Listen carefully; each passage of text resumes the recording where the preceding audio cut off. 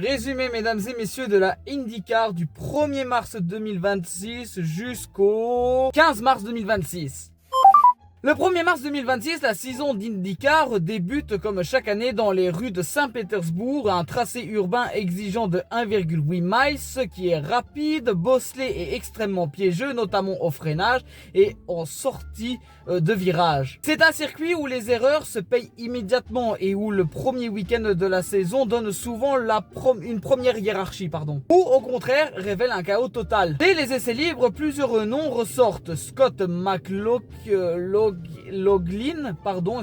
se montre très rapide, confirmant la forme de la team Penske, tandis que Christian Lundgaard et Alex Palou restent constamment dans le haut du classement. Les écarts sont faibles et aucune domination claire ne se dégage encore. En qualification, McLaughlin confirme qu'il va chercher la pole avec un tour à 1 minute et 542 centièmes. Une performance solide qui le place comme favori pour la course, surtout sur un circuit urbain où partir devant est souvent déterminant. Et derrière lui, la concurrence est dense, mais un nom reste légèrement en retrait sur la grille. Palou, seulement 4e au départ, et le dimanche lors de la course qui se lance sur 100 tours et immédiatement le chaos s'invite. Dès le premier tour, un accrochage implique plusieurs pilotes dans le peloton, dont le rookie Mick Schumacher, pris au piège dans un accident sans échappatoire. Sa course s'arrête quasiment instantanément, illustrant à quel point ce circuit ne pardonne rien dès les premiers mètres. Après ce début sous drapeau jaune, la course reprend. McLaughlin contrôle la tête, il impose son rythme, gère ses relances et semble parfaitement en mesure de convertir sa pole en victoire, mais derrière lui, la stratégie commence à jouer un rôle central. C'est là que la course bascule. Alex Palou, discret en début de course, met en place une stratégie décalée. Il prolonge son premier relais bien plus longtemps que ses concurrents, allant jusqu'à 38 tours avant de s'arrêter, et ce choix stratégique lui permet de bénéficier d'une piste plus libre et d'un rythme constant. Dans le même temps, un événement majeur bouleverse la course. Scott Dixon, pourtant en position de jouer la victoire, subit un problème critique lors de son arrêt au stand, une roue mal fixé, et en repartant, il perd sa roue arrière, provoquant un incident et de ce fait un abandon. Cette erreur élimine un prétendant majeur et offre une opportunité directe à Palou, et à partir de ce moment, ce dernier prend le contrôle de la course. Une fois en tête, il impose un rythme que personne ne peut suivre. Il gère parfaitement ses pneus, ses relances et surtout le trafic, un élément toujours crucial dans un circuit urbain. Derrière lui, la bataille pour le podium reste intense. McLaughlin, malgré une course solide, ne peut plus suivre le rythme imposé par Palou, et Christian Lundgaard reste également dans le match, profitant des différentes stratégies pour sécuriser une position dans le top 3. Les derniers tours ne changent plus la hiérarchie en tête. Palou contrôle parfaitement sans prendre de risques inutiles. Il franchit la ligne d'arrivée avec une avance de plus de 12 secondes sur McLaughlin, et soit l'un des plus grands écarts jamais vus sur ce circuit. Le podium est clair. En première position, on a Alex Palou avec Chip Ganassi Racing, et en deuxième position pour Scott McLaughlin avec Team Penske à plus 12,4 secondes, et en troisième position pour Christian Lundgaard avec Aaron McLaren à plus 12,9 secondes. Au-delà du podium, plusieurs performances sont à noter. Joseph Newgarden réalise une remontée impressionnante depuis le fond de grille jusqu'à la 7e place, tandis que d'autres pilotes comme Romain Grosjean s'illustrent dans le top 10. Mais l'élément clé de cette course reste la démonstration de Palou. Il mène 59 tours et contrôle la stratégie, et ainsi impose avec une marge record sur ce circuit. Une performance qui confirme immédiatement qu'il reste la référence du championnat après son titre de 2025, et ce Grand Prix de Saint-Pétersbourg 2026 envoie donc un message clair dès la première manche. Malgré une qualification moyenne, Palou et Chips Ganassi Racing maîtrisent parfaitement la stratégie et l'exécution, et face à eux, Penske et McLaren restent compétitifs, mais il manque encore ce petit détail pour rivaliser sur l'ensemble d'une course. La saison est lancée avec une hiérarchie déjà visible, Palou devant et derrière lui un groupe de chasse prêt à saisir la moindre opportunité. Ensuite, on va passer sur le 7 mars 2026, la saison d'IndyCar qui s'enchaîne directement avec une configuration totale opposée à Saint-Pétersbourg après un circuit urbain piégeux direction l'ovale de Phoenix Raceway, un tracé court, intense, où tout se joue sur la précision, la gestion du trafic et la capacité à enchaîner les tours à très haute vitesse sans erreur. Ici, pas de mur à frôler à chaque virage comme en ville, mais une pression constante après des écarts extrêmement serrés et des stratégies qui peuvent basculer en une fraction de seconde. Dès les premières séances, une chose devient évidente. Team Penske est dans le coup. Sur ovale, l'équipe américaine reste une référence et ses pilotes s'installent rapidement aux avant-postes. Joseph Newgarden en particulier montre un rythme très solide, tout comme Scott McLaughlin, et en face Chip Ganassi Racing reste une menace constante avec Alex Palou qui cherche à confirmer sa victoire à Saint-Pétersbourg, mais aussi Scott Dixon, toujours redoutable sur ce type de tracé. En qualification, la hiérarchie se précise et sur un ovale, chaque millimètre compte et la moindre imprécision peut coûter plusieurs positions. Les Penske répondent présents, verrouillant les premières lignes avec Newgarden et McLaughlin aux avant-postes. Palou, lui, reste sur le top du classement sans pour autant décrocher la pole. La grille de départ annonce une bataille intense avec les deux équipes dominantes du début de saison. Le départ de la course alors de ce fait est donné sur un rythme immédiatement très élevé. Sur un ovale court comme Phoenix, il n'y a aucun temps d'observation, les pilotes sont à la limite dès les premiers tours. Newgarden prend rapidement les commandes, profitant de sa position sur la grille et d'un excellent envol. Derrière lui, McLaughlin et Palou restent en embuscade. Les premiers relais sont relativement propres, mais la tension est constante. Le trafic arrive très vite avec les retardataires qui deviennent un facteur clé. Chaque dépassement doit être calculé, chaque trajectoire optimisée. Sur ce type de circuit, perdre du temps dans le trafic peut coûter plusieurs positions. La première neutralisation intervient après un incident dans le peloton, un contact provoquant un drapeau jaune regroupant le peloton et redistribuant les cartes. C'est à ce moment que les stratégies commencent à diverger. Certains pilotes choisissent de rentrer immédiatement au stand, d'autres préfèrent rester en piste pour conserver leur position. À la relance, Newgarden garde la tête, mais la pression augmente. McLaughlin reste très proche tandis que Palou commence à remonter progressivement. Sa gestion de course est une nouvelle fois exemplaire. Il économise ses pneus, choisit ses moments pour attaquer et évite des situations à risque. Au fil de la course, les arrêts au stand deviennent déterminants. Contrairement à un circuit urbain, les écarts sont tellement faibles que la moindre erreur dans la pit lane peut faire perdre plusieurs positions. Certaines équipes exécutent des arrêts parfaits, d'autres perdent un temps précieux. Un moment clé intervient à la mi-course, une nouvelle neutralisation regroupe une fois de plus le peloton. Cette fois, les stratégies sont complètement mélangées. Certains pilotes se retrouvent en tête grâce à un arrêt anticipé, d'autres comme Newgarden doivent se battre pour conserver leur position, et à la relance, la course devient beaucoup plus agressive. Les dépassements se multiplient, notamment dans le trafic. McLaughlin tente de mettre la pression sur Newgarden tandis que Palou continue de se rapprocher, et derrière eux, plusieurs pilotes profitent des opportunités pour remonter, rendant la course encore plus imprévisible. Dans le premier tiers de la course, la gestion des pneus et du carburant devient centrale. Sur un ovale, maintenir un rythme élevé tout en persévérant ses ressources et un équilibre extrêmement difficile à trouver, et certains pilotes commencent à perdre en performance, d'autres au contraire trouvent un second souffle. Newgarden reste en tête mais l'écart est minime. McLaughlin est toujours là, prêt à saisir la moindre opportunité. Palou quant à lui est revenu dans la lutte pour la victoire, confirmant qu'il est capable de performer sur tous les types de circuits.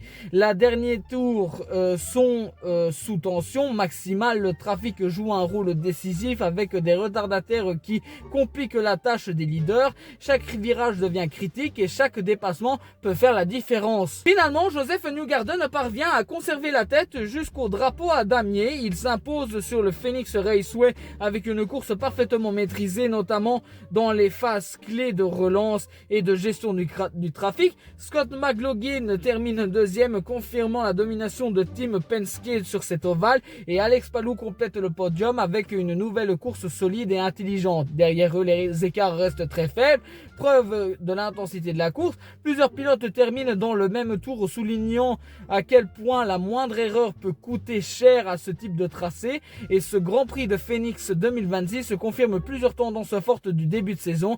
La Team Penske reprend la main après la victoire de Palou à Saint-Pétersbourg, notamment grâce à une performance collective très solide sur l'ovale. De son côté, Palou confirme qu'il est un prétendant sérieux au titre, capable de s'adapter à toutes les configurations. La saison 2026 d'IndyCar montre déjà une opposition claire entre Penske et Ganassi, avec des styles différents mais une efficacité comparable. D'un côté, une domination pure sur l'ovale et de l'autre, une maîtrise stratégique sur les circuits urbains et mixtes. Après 2 courses, une chose est certaine, aucune équipe ne domine totalement et chaque week-end peut produire un scénario différent, et la lutte pour le championnat s'annonce serrée, technique et surtout extrêmement ouverte. Et on termine, mesdames et messieurs, avec le 15 mars 2026, l'IndyCar découvre un tout nouveau terrain de jeu. Direction Arlington, au Texas. Je vais les garder en montage exprès le tous, mais vous avez compris que c'était Arlington. Donc c'est au Texas pour une manche totalement inédite du championnat, un circuit urbain construit spécialement autour du AT&T Stadium et du Globe Life Field, long de 4,39 km avec 14 virages mélangeant longue ligne droite et portions techniques, un tracé atypique, bosselé, exigeant et surtout complètement inconnu pour l'ensemble du plateau. Dès les essais libres, le ton est donné. Les pilotes doivent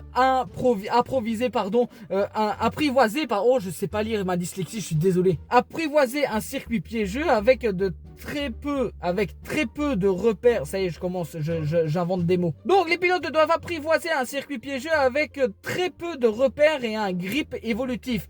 Joseph Newgarden, fort de sa victoire à Phoenix, se montre immédiatement rapide, tout comme Kyle Kirkwood et Scott McLaughlin qui s'installent dans le haut de la hiérarchie. Mais ce qui marque surtout ces premières saisons, c'est le chaos. Une interruption improbable survient alors lorsque des membres du staff traversent la piste en pleine séance, provoquant un drapeau rouge immédiat, un incident rare qui illustre à quel point l'organisation d'un tout nouveau circuit urbain peut encore présenter des failles. Le tracé rapide mais irrégulier complique la gestion des pneus et de la stabilité des monoplaces. Les écarts restent très serrés, signe que personne ne maîtrise encore parfaitement ce circuit.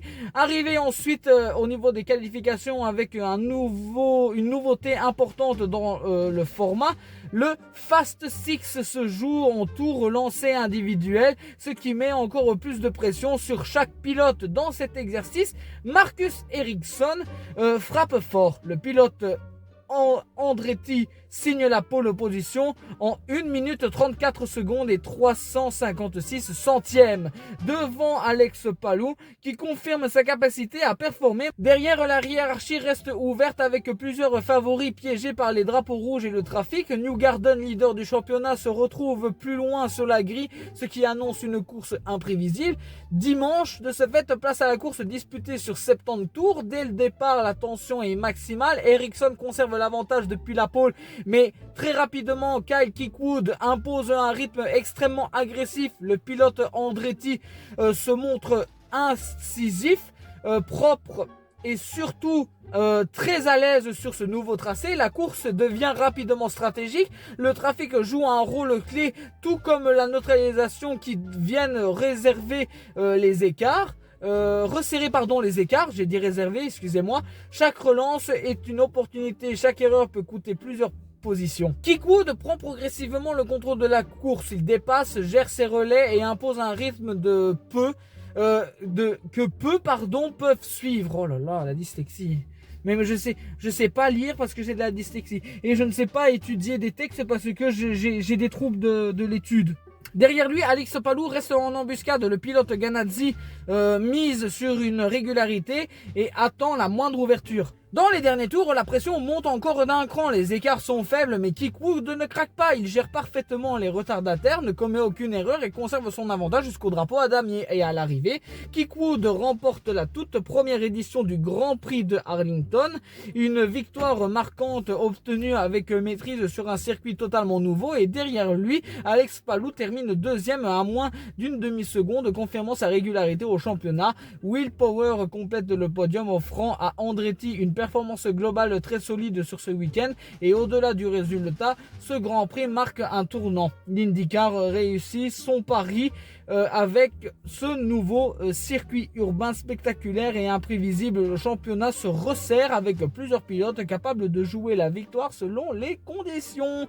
Et ce week-end à Arlington aura donc été un mélange de découvertes, de chaos et de performances pures, un circuit exigeant, des erreurs, des surprises, etc. Mais au final, un vainqueur clair, Kyle Kirkwood, qui s'inscrit son nom dans l'histoire comme le premier triomphé sur les streets of Arlington. Bon, vous avez vu le titre là ici, j'ai parlé du mois de mars pour l'IndyCar. J'ai dit jusqu'au 15 mars 2026. J'ai oublié de mettre dans le script complet et que je l'ai mis à part. Je sais pas pourquoi je l'ai mis dans le truc.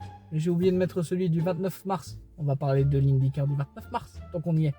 Le 29 mars 2026, la IndyCar Series faisait escale en Alabama pour l'une des courses les plus techniques du calendrier, le Grand Prix of Alabama, disputé sur le tracé exigeant du Barber Motorpark. Dès le départ, le ton est donné. Contrairement aux ovales, ici tout repose sur la précision. Enchaînement rapide, dénivelé, zone de freinage, piégeuse. Les premiers tours sont marqués par une lutte intense entre les leaders avec Alex Palou, Scott Dixon et Joseph Newgarden qui impose immédiatement un rythme très élevé et rapidement les stratégies commencent à diverger. Certains pilotes optent pour des arrêts anticipés pour tenter l'undercut, tandis que d'autres privilégient les relais plus longs pour profiter d'une piste dégagée, et cette variété stratégique crée une course très dynamique où le classement évolue au fil des passages par les stands.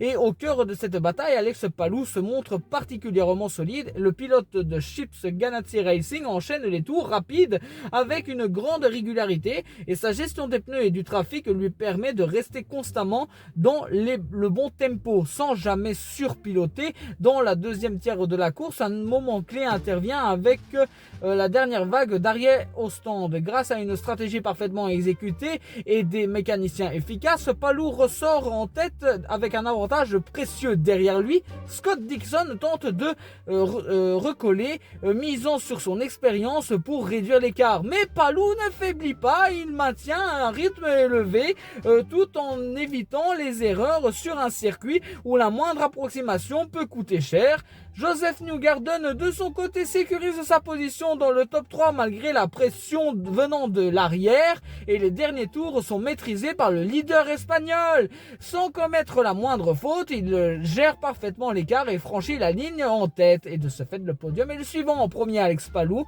deuxième Scott Dixon et troisième Joseph Newgarden. L'effet marquant de cette course reste la stratégie et la constance. Sur un circuit aussi technique que Barber, la victoire ne se joue pas uniquement à la vitesse pure, mais à la capacité d'exécuter une course parfaite du début à la fin. Avec cette performance, Alex Palou confirme son statut de référence en IndyCar face à ses deux adversaires expérimentés. Il a su faire la différence grâce à une combinaison de vitesse, d'intelligence et de course, et d'exécution stratégique.